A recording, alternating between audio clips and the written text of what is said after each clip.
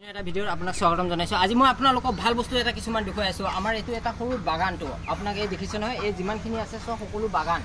এই বাগানটোত মই আপোনালোকক কিছুমান বস্তু দেখুৱাই আছো। এই গছজোপা দেখিছেনে, এই মধুৰি গছজোপা দেখক।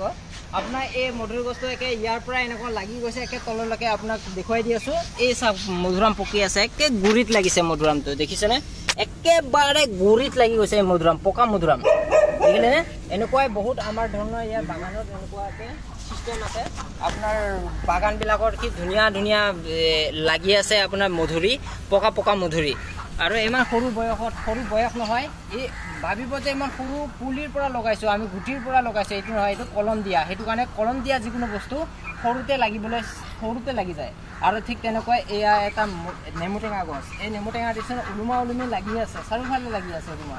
এইটো কভাৰ কৰি আছে, এইটো আঁতৰাব লাগিব। আমি কেইদিনমানে চেফটিৰ কাৰণে দিছিলোঁ। আৰু এইটো হৈছে আপোনাৰ মধুৰিআম, মধুৰি বুলি কওঁ। আৰু এইটো লাল ব্ৰিটৰ মধুৰি। আৰু এনেকুৱা ভেৰাইটিৰ বহুত মধুৰি আছে, যিটো আপোনাক মই দেখুৱাম। এইটো এইফালে এটা, এইটো সৰু জাতৰ মধুৰি, যিটো আপোনাক দেখুৱাইছোঁ।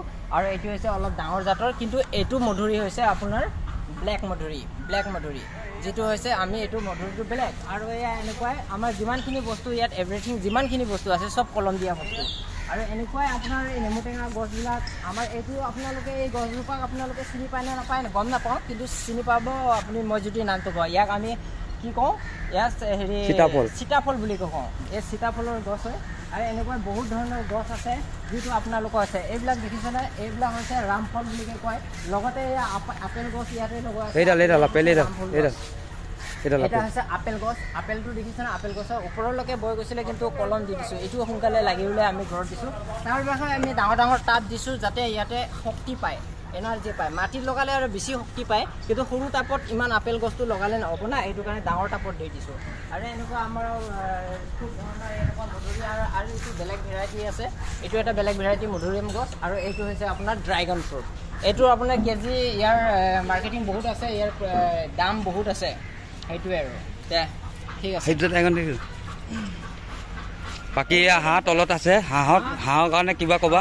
হাঁহটো আমাৰ এই ছায়া জেগা, এতিয়া হাঁহবিলাক দেখিছে নহয় কি সুন্দৰকৈ। আৰু এইবিলাক ইয়াৰ হাঁহ বুলি নাভাবিব, এয়া হাঁহ হৈছে আমাৰ বাহিৰৰ পৰা হাঁহ। আৰু এই বাহিৰৰ পৰা হাঁহবিলাক আপোনালোকে দেখিছে নহয় কিমান সৰু সৰু সৰু মাথাত টুপি আছে চাওক। এনেকুৱা হাঁহটো আপোনালোকে খুব কমেই দেখা পাব। এনেকুৱা আমাৰ ড্ৰাগন ফ্ৰুটৰ গছ, ড্ৰাগন ফ্ৰুট কেনেকুৱা পকি আছে, এনেকুৱা বহুত ভেৰাইটি আছে। আপোনালোক